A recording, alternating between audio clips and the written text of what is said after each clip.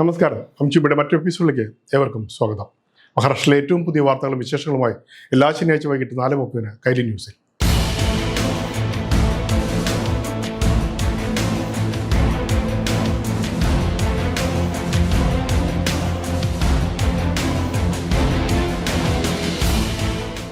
പ്രധാന വാർത്തകൾ. ഈ പരിപാടി നിങ്ങൾക്കായി സമർപ്പിക്കുന്നത് Amrutveni hair elixir for women. Azure Builders, building beyond blue. കനത്ത ചൂടിൽ വെന്തുരുകി മഹാരാഷ്ട്ര. സംസ്ഥാനത്ത് വിവിധ ജില്ലകളിൽ ഉഷ്ണതരംഗ മുന്നറിയിപ്പ്. വിദർഭ മേഖലയിൽ താപനില 44 ഡിഗ്രിക്ക് മുകളിലെത്തിയതോടെ ജനജീവിതം ദുസ്സഹമായി. മഹാരാഷ്ട്രയിൽ ചൂട് കനത്തതോടെ ജനജീവിതം ദുസ്സഹമായി. വിദർഭയിലെ അഗോളയിൽ 44.2 ഡിഗ്രി സെൽഷ്യസ് രേഖപ്പെടുത്തിയതോടെ രാജ്യത്തെ ഏറ്റവും ചൂടേറിയ നഗരമായി മാറി. അമരാവതിയിലും നാഗ്പൂരും 44 ഡിഗ്രി രേഖപ്പെടുത്തി. കഴിഞ്ഞ 3 ദിവസമായി ഏറ്റവും ഉയർന്ന താപനില അഗോളയിൽ രേഖപ്പെടുത്തുന്നതായി ഇന്ത്യൻ കാലാവസ്ഥാ വകുപ്പ് അറിയിച്ചു. വിദർഭയിലെ 9 ജില്ലകളിൽ അടുത്ത 5 ദിവസത്തിനുള്ളിൽ ഉഷ്ണതരംഗം ശക്തമാകാനാണ് സാധ്യത. പടിഞ്ഞാറൻ മഹാരാഷ്ട്രയിലും മറാഠവാഡയിലും താപനില 40 ഡിഗ്രിക്ക് മുകളിലായി തുടരുകയാണ്. സാംഗ്ലി, പർബാനി, ജൽഗാവ്, സോലാപൂർ എന്നിവിടങ്ങളിലും കനത്ത ചൂട് അനുഭവപ്പെടുന്നു. മുംബൈയിലും ചൂട് കനത്തതോടെ ഔട്ട്ഡോർ ജീവനക്കാരാണ് ഏറെ വലയുന്നത്. അതേസമയം ഏപ്രിൽ 21 മുതൽ ചൂട് കുറയാൻ സാധ്യതയുണ്ടെന്നാണ് കാലാവസ്ഥാ വകുപ്പിന്റെ പ്രവചനം. അതുവരെ ജനങ്ങൾ ജാഗ്രത പാലിക്കണമെന്നും നിർദ്ദേശമുണ്ട്. ചൂട് കൂടുന്ന സാഹചര്യത്തിൽ ആവശ്യമായ മുൻകരുതലുകൾ സ്വീകരിക്കണമെന്ന് ആരോഗ്യവകുപ്പ് നിർദ്ദേശിക്കുന്നു. 7 പതിറ്റാണ്ടുകളോളം ഇന്ത്യൻ സംഗീത ലോകത്തെ തന്റെ ശബ്ദമാധുര്യത്തോടെ കീഴടക്കിയ ഇതിഹാസ ഗായിക ഇനി ഓർമ്മകളിൽ മാത്രം.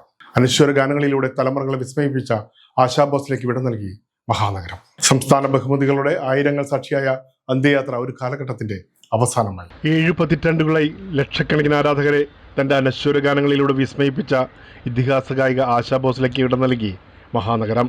വലിയൊരു സംഗീത നിധി അവശേഷിപ്പിച്ചാണ് ആശാ ഭോസ്ലെ യാത്രയാകുന്നത്.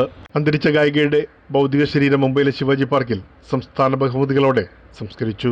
ഇന്ന് രാവിലെ 11 മണി മുതൽ ആരംഭിച്ച പൊതുദർശനത്തിൽ ലോവർ പരേലിലെ അവരുടെ വസതിയായ കാസ ഗ്രാൻഡയിൽ നിരവധി പ്രമുഖർ അന്ത്യാഞ്ജലി അർപ്പിക്കാനെത്തി. സിനിമയും സംഗീത ലോകവും ഉൾപ്പെടെ വിവിധ മേഖലകളിൽ നിന്നുള്ള പ്രമുഖർ അവസാനമായി ഒരു നോക്ക് കാണാനെത്തി. അമിതാഭ് ബച്ചൻ, AR റഹ്മാൻ എന്നിവരടക്കം അനേകർ ഗായികയുടെ വസതിയിലെത്തിയാണ് അന്ത്യാഞ്ജലി അർപ്പിച്ചത്. ഗായികയുടെ ഭൗതിക ശരീരം വഹിച്ച വിലാപയാത്രയിൽ ആയിരക്കണക്കിന് ആരാധകരും സംഗീതാസ്വാദകരും അനുഗമിച്ചു. നഗരത്തിലെ വിവിധ ഭാഗങ്ങളിൽ നിന്നെത്തിയ ജനക്കൂട്ടം ഇതിഹാസ ഗായികയ്ക്ക് വിട നൽകി. സംസ്ഥാന ബഹുമതികളുടെ ഭാഗമായി ഗായികയുടെ ഭൗതിക ശരീരം ത്രിവർണ്ണ പതാകയിൽ പുതപ്പിച്ചു.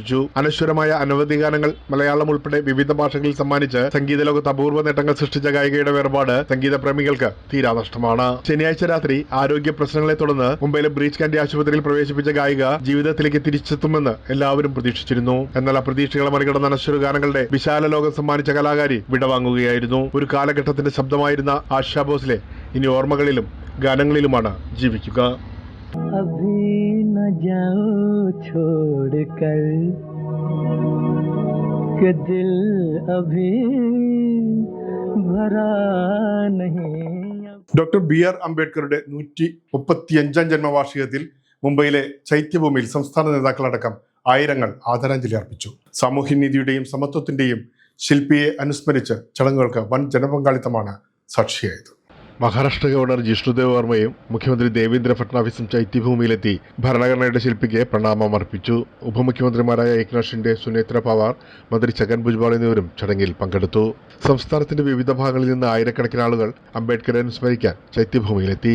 ഇന്ത്യയെ ശക്തമായ ജനാധിപത്യ രാഷ്ട്രമാക്കാൻ അടിത്തറ പാകിയത് അംബേദ്കറാണെന്ന് ഗവർണർ പറഞ്ഞു. സാമൂഹ്യ മാറ്റത്തിനുള്ള ശക്തമായ ആയുധമായി വിദ്യാഭ്യാസത്തെ അംബേദ്കർ കണ്ടിരുന്നു.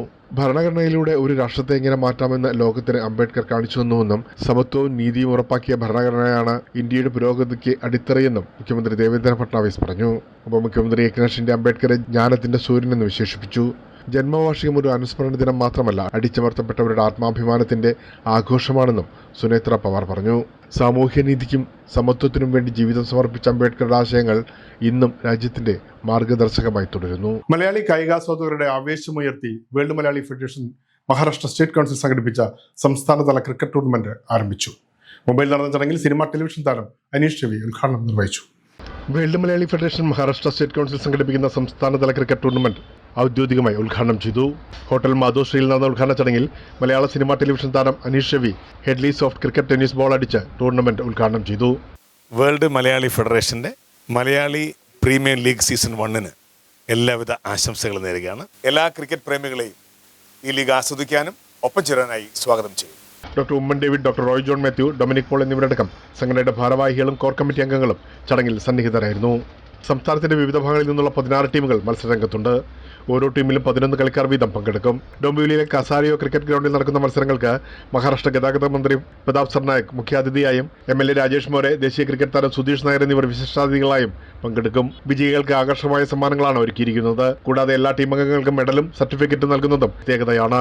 കായിക ആവേശവും കൂട്ടായ്മയും ഒരുമിച്ച് ആഘോഷിക്കുന്ന ഈ ടൂർണമെന്റ് മഹാരാഷ്ട്രയിലെ മലയാളി സമൂഹത്തിന് വലിയൊരു ആഘോഷവേദിയായി മാറുകയാണ്. ഇനിയൊരു ഇടവേളയ്ക്ക് ശേഷം കാണാം മഹാരാഷ്ട്രയിലെ കൂടുതൽ വാർത്തകളും വിശേഷങ്ങളും. വിഷുവിന്റെ സദ്യയാണെങ്കിലും ഓണസദ്യയാണെങ്കിലും പ്രവാസികൾക്ക് വേണ്ടി തയ്യാറാക്കുന്ന ഒരു പറ്റം ഇത്തരത്തിലുള്ള ഹോട്ടൽസ് ഉള്ളതും നമുക്കൊരു ഒരു ആശ്രയമാണല്ലോ, ഒരു ആഗ്രഹം.